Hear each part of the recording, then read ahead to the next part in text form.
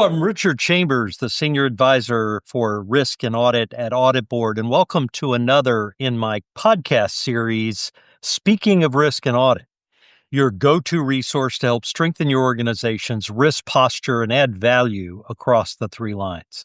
I'm joined today by Tom McLeod. Tom is a highly sought-after Chief Risk Officer and Chief Audit Executive with more than 35 years of experience in empowering complex organizations to understand, manage, and assure risks. Tom and I have known each other a long time. He's currently serving as the Chief Risk Officer and Client Impact Officer for Yellow Canary. Tom, welcome to my podcast. Thank you, Richard. I appreciate the time to have a chat. No, it's always good to catch up. I know you and I caught up during the COVID year when I was doing a similar series to this when I was still at the IA, and I still recall how insightful the conversation was. And so it's a real delight to have you back in a podcast setting like this. Thank you. Now, Tom, I want to just give you a chance to tell our viewers and listeners what Yellow Canary is, what the company's about, and what your role is there. Yeah, thank you. And thanks for the opportunity to chat. The best way to position Yellow Canary is to position it around the two major questions that organisations have to address, or two major responsibilities. One, to keep their employees safe, and secondly is to pay them correctly. In Australia, the industrial relations environment is sufficiently complex, unnecessarily complex, many would say, that paying the employees correctly is not an easy task. Yellow Canary is the leading platform in Australia in terms of setting out essentially what, from an auditing perspective, we would call a reconciliation, a basic reconciliation between what should be paid and what actually is paid, and then identifying the root causes that come from behind that. My role there, as you rightly called out, as the Chief Risk and Client Impact Officer. The Chief Risk is looking at the risks internally and externally. The Client Impact Officer is talking about how the client or the customer sees the product and what it needs to do and what we need to do better. So it's, in summary, a great tool to be able to give confidence that you're addressing that question, are we paying our employees correctly? And we model ourselves on the journey of occupational health and safety, which over the last 30 years in the Western world, I think has done leaps and bounds in terms of how to manage risks. And that's how we model ourselves, and also understand what's moving forward with regards to pay compliance. Well, you've been in this space, as I said in the intro there, for more than 30 years, and you've had some internal audit roles in the past. Any of them that come to mind that you'd like to point out? Yeah, look, I've been very fortunate in the sense that I've moved across and deliberately moved across a whole variety of industries doing audit roles, whether it's been telecommunications, been manufacturing, whether it's been energy, whether it's been mining, even our national broadcaster, the Australian Broadcasting Corporation. And the reason why I say that it's been very fortunate in those roles, whether as chief auditor, is that I've been able to apply the principles of auditing more broadly than just in one domain and one industry. It's reminded me of the consistency of auditing and these auditing values across industries. It's reminded me of the jurisdictionally different approaches and understandings and respect for auditing. The mining company is a great example of that. When you have 50 different organisations under the banner of a mining conglomerate, you have the maturity of risk from extreme high level, what I often colloquially refer to as better than banks, to very, very basic understanding of risk. And it's really taught me and continues to teach me about how to make sure that you're managing risks and assuring risks in the way that is respectful and consistent with the organisation you're dealing with at that time, not the organisation you want to deal with at that time. Profoundly different experiences. I've loved my audit journey, and in part because it's kept me young. It's kept me eternally young, eternally curious. I've learnt about how paper is made through to how iron ore is taken out of the ground. I've been into the nuclear power stations of Louisiana, right up to the pubs, as we call them in Australia, of some of the outback towns. And it's been magical to do it in between and continue to learn, as I said. Sounds interesting. Sounds like you've had a fascinating career, and you're kind of like me. I think that you're probably not ready to hang it up yet. You're going to continue to be a presence in our space for the foreseeable future. Tom, as I said, we've known each other for a long time. In fact, I was recalling as I was putting together some notes for today's podcast that I actually named you when I was still at the IA in 2019 as one of the top 10 thought leaders of the decade for our profession, for the looking back over the prior 10 years. And so it's really going to be fascinating to get your perspectives on where this profession is and where it's going. But Tom, you're like I kind of refer to you as kind of like the E.F. Hutton of the internal audit profession. Those who are American will remember, and those who are older, like myself, remember the old E.F. Hutton commercials. They're a financial services firm, and the commercial basically was that if E.F. Hutton spoke up, everyone in the room stopped and put their hand to their ears to see what they were going to say. Well, for me, you're kind of like E.F. Hutton, and when you speak up, I take note. I listen to what you're going to have to say because it's often so insightful. And the thing that really strikes me is you're like the very first person I heard say anything about ChatGPT and some of the generative AI solutions that were rolling onto the market. And it was within literally a few days. I think back on mm, over the years, and I can remember, where did I first hear Google? And where did I first hear ChatGPT? And I first heard ChatGPT from you. And you, even then, this was in late 2022, you were singing its praises and talking about the superpowers that this new solution was going to have. What tipped you off? How did you know? How did you realize how transformational this was going to become almost the moment that it was launched? Yeah, thank you for the compliments. I think it was born out of realizing that loving the feeling of being a novice. To be honest, I've always been a great consumer of news and broadly of news. And so I was aware of artificial intelligence, but I always considered it within the domain of science fiction. Just if I may say so, one of the really interesting things is, have you noticed how we no longer talk about artificial intelligence as being in the domain of science fiction? So something happened there that tipped it over. And I'm going to say it was before ChatGPT, but I can clearly remember equally when I first came across ChatGPT, and I won't even pretend to hide the fact that I tried to do a poem as my first thing, and I truly expected something inconsequential to come back to me. And I typed it in, write a poem about how great I am, or something like that, and it wrote this laudatory poem. And I remember sitting there thinking, there must be someone on the other end that wrote this. But then I thought, no, actually, there can't be, because I got that back within a couple of seconds. And then I sat there and thought, I must be very late to this. And the reason why I say that is that I was a doomsdayer with regards to the internet back in the mid-90s. I was very adamant that it wasn't going to change anything. And as a consequence, when I realized the folly of my ways a number of years later, I vowed I would never again be behind the curve in terms of exploring new products. So we could have had a similar conversation about the Second Life, if you recall that, 15 years ago, which was that online virtual world. I jumped into that and then realized there was no real positive application, despite the fact that you walked past the KPMG store and the McKinsey store. But I ultimately was struck by probably two or three moments over the last couple of years. One was obviously the launch of ChatGPT and the popularization of artificial intelligence. The second was speaking with my then 90-year-old mum about artificial intelligence and showing her ChatGPT. And mum was in an aged care home at the time, and mum realizing its potential. Mum was cognitively strong up until the day she passed. And mum said to me, wouldn't this be great if I could talk to this, and this could be, the people in the nursing home, the aged care facility, could actually hear what I was saying, and then they could respond. And I'm sitting there thinking, my gosh, this is someone who is much before the computer age taking advantage of it. I also then heard a most fascinating comment early on that said that Uber gave us all personal drivers on demand, and so changed the very nature of driving, or the very nature of chauffeuring or taxiing. And it struck me then that, well, if Uber could do that, what could this technology do? And so I let myself go free, go widely free. I deliberately shared it quickly because, one, I knew I wouldn't be able to keep it to myself. That was just naive in the extreme. But I wanted to hear what other people were saying, and it very quickly came back into two camps. One was this is not going to change everything, and there was if I may use the Australian phrase of bloody hell, this is going to change everything. But there was one final moment, if I can just say, just with regards to the one final moment to date, because there will be more, is the best way to describe it. It was when Notebook LM came out. And I remember sitting down and coming across it in a Wall Street Journal article of all things. And the headline was something along the lines of October last year. This podcast will become your favorite. And I'm a great podcast consumer. And I looked down and thought, well, what is he talking about? And he talked through this, and I wasted the rest of the day.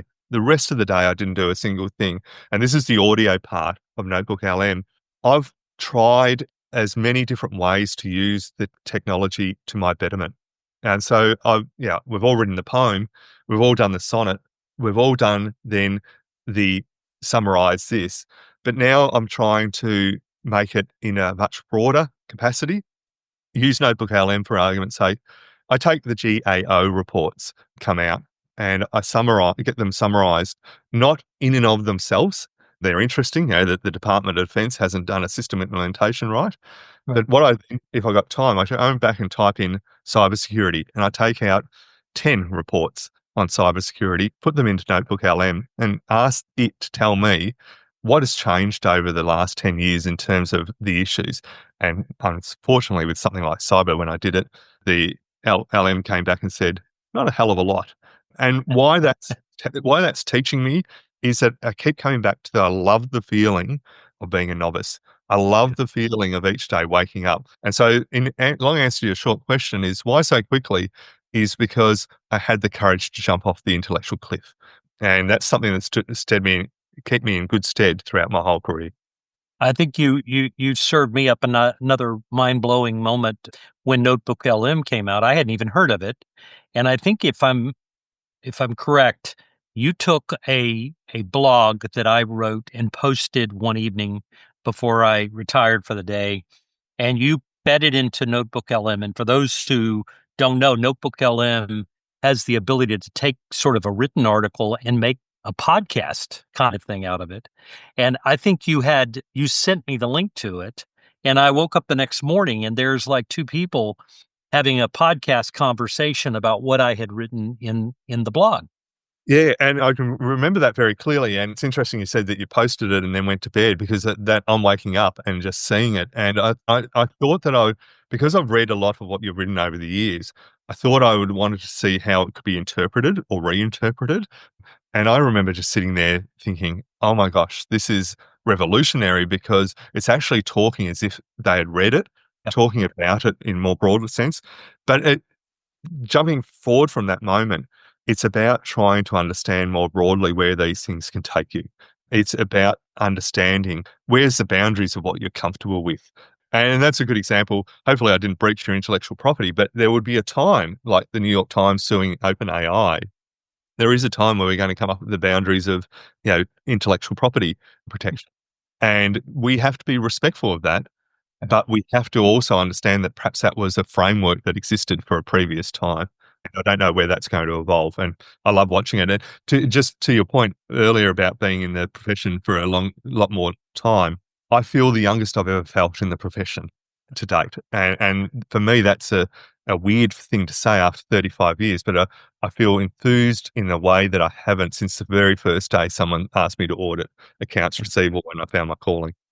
No, I think I'm the same way. I tell people that when I was 21 years old, I picked up my briefcase and I went off to an internal audit department, and I have from that moment on, I mean, like the old soul who went to internal audit at 21, I feel like I've lived my life in reverse, like Benjamin Button. And today, here I am at 70, and I work for a startup tech company that is revolutionizing the way GRC is practiced around the world. And so I feel exactly like you, and I'm having a chance to dabble in and play with all these new technologies. But you and I are kind of on one end of a spectrum. Here at AuditBoard, we do an annual Focus on the Future survey to find out what's going on with the profession. And when we did it in the fall, we got some disappointing news in terms of adoption of AI by internal auditors. In fact, when we asked how many of you have significantly deployed AI, the numbers came back in the single digits. Now, this is 2 years after the so-called revolutionary events of ChatGPT and those other generative AI tools, and yet we're still seeing incredibly slow adoption by internal audit. Why is that, Tom? Why do you think the profession is procrastinating about embracing it more? Yeah, it's a really good question. Firstly, I'd observe that my observations of other professions are that they're similarly slow to apt. But I think in our profession, what we're dealing with is a profound change in our understanding of the nature of risk. And whether it's risk now being born of speed, being born of lack of source knowledge, so we don't know where the information is coming from or how it's otherwise articulated. So at its very core, I think it's procrastination is born out of fear. It's born out of a fear that, like you and I, we've invested our whole careers, and will we still be relevant in 3 years or 5 years or 10 years? And if we just hold on for another 5 years, well, that will get me through, and then I can go and do something else. So I think that fear, and that fear is most pertinent in those who hold the purse strings and can invest in AI as a tool. When I speak to younger people, I sound old by just saying younger people. When I speak to younger people, I don't necessarily see that fear, but they don't hold the purse strings. I think that's one thing.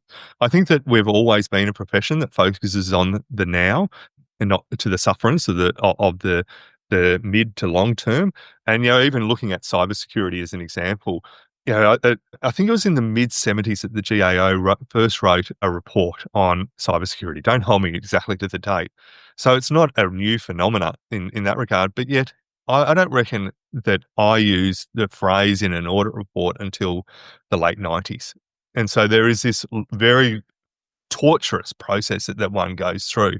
I think the procrastination is also born out of assurance. Independent assurance should be homogenous around the world. And I think that is deleterious to the adoption of new technologies, whatever they may be. And I think there's also a little bit of gun shy, which is strangely enough born out of the many false starts of data analytics. So, Rich, you and I are old enough and wise enough to have remembered the journey of data analytics, which was going to revolutionize everything in the mid-90s. And then it was going to revolutionize everything in the early 2000s, and then the mid 2005s. And then, so there's been a lot of false dawns. But ultimately, what I say to people about procrastination is that you're procrastinating on a concept that is at least 60 years old. And I just read just yesterday in preparation for our chat today, the phrase artificial intelligence was first used at a conference in Dartmouth in 1956. So we're not dealing with a new concept. We're dealing with a new application of an old concept. And Turing is obviously before that as well. So the procrastination is definitely around fear, but more relevant and more focused for us. I think that we're dealing with the profound reinterpretation of risk, and as a consequence, the profound reinterpretation of the assurance of that risk. And for me, that doesn't drive procrastination. It drives confusion, excitement, uncertainty, joy, emotions that are very different to procrastination. And I've just got to manage my time so that I don't fall off into the pool of this information and not get anything else done. If I look back over the 5 decades that I've been in the profession, I feel like internal audit is habitually late to every party when it comes to technology. I mean, in the 1980s, when desktops first started to be popularized and then later laptops, we were among the last to get them, at least in my internal audit function. When the internet came along, there was a sort of a little bit of reluctance to jump in and send emails and start taking full advantage of it.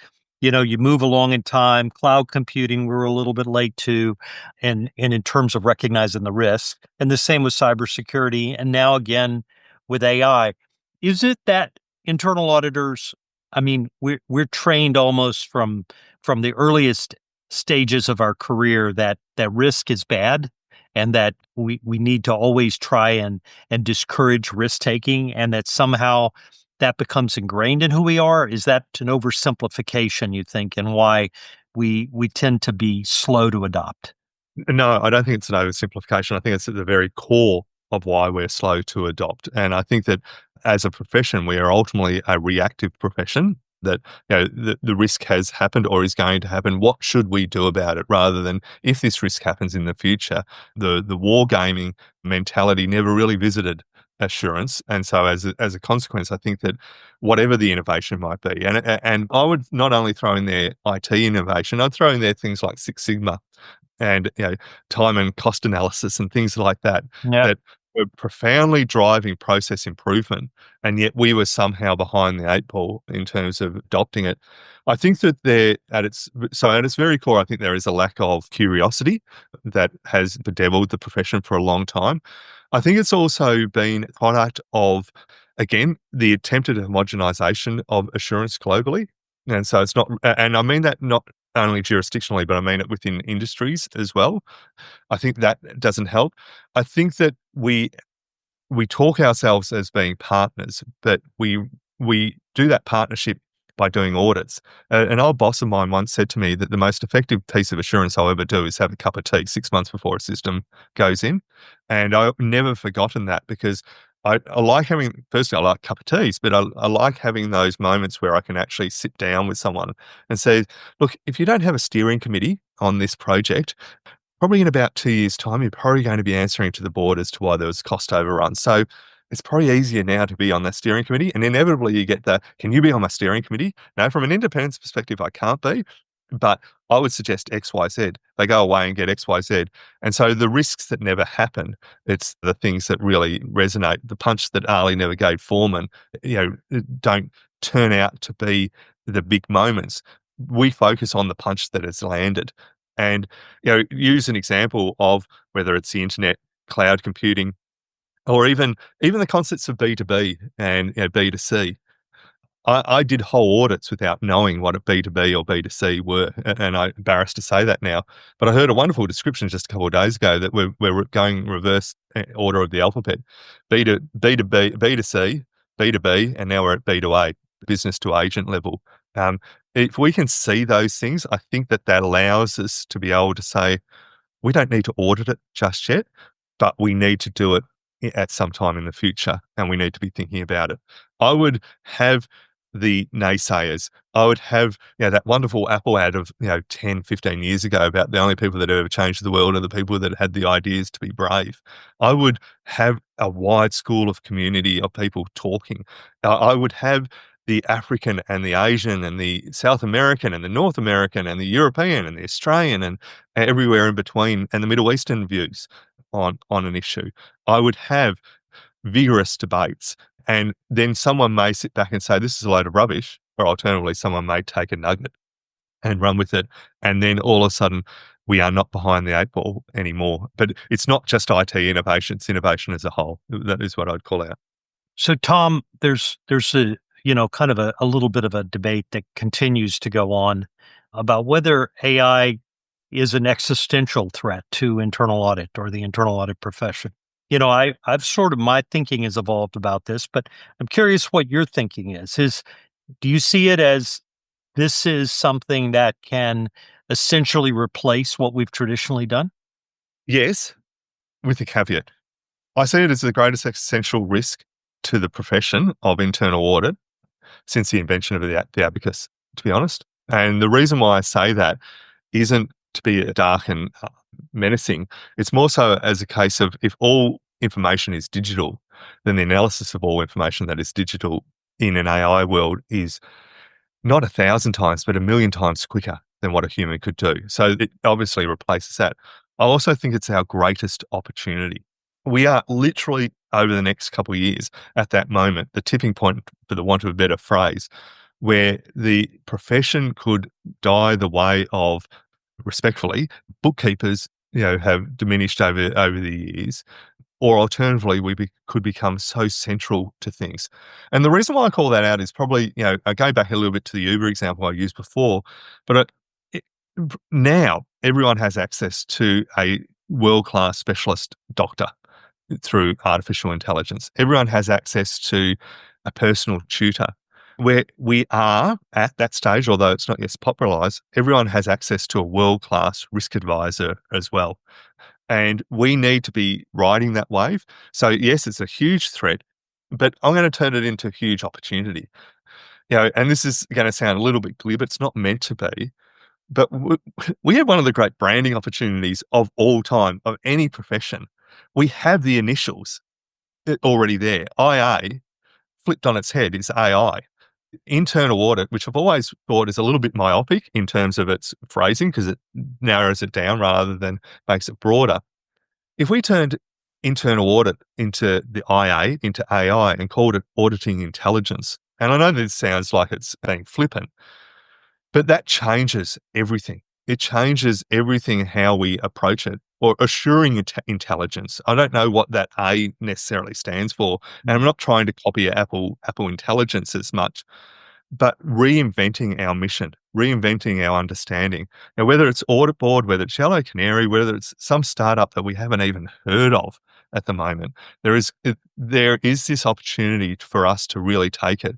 Because in my dream, if we were to do a review of cybersecurity, for argument's sake, in an organization, if you were internal auditing that cybersecurity, you're looking at segregation of duties, you're looking at access rights and the like, and they're, of course, relevant and appropriate. And you're looking at your internal logs. Auditing intelligence for me is looking at cybersecurity and comparing every single bank's public statements for the last 40 years and positioning our understanding of risk against that statement, and then our understanding of assurance thereof. And in time, in the same way that we all share crime statistics these days, I envisage a world where there will be certain elements of business that have to be publicly declared. Now, that will be a great challenge to get through any Congress. It will be a great challenge to get through any Parliament. But I think that it'll get to that point, like occupational health and safety, where we have to drive it. So, yes, it is an existential threat, but it's a bloody big opportunity. For argument's sake, and I know there will be many people listening to this that will be at the international conference for the Institute of Internal Auditors mid-year. I would, whatever that agenda is, I would throw it out and solely focus on 30 different iterations of the existential threat issue for internal audit. I would have the evangelists, the extreme evangelists, and I would have the doomsayers.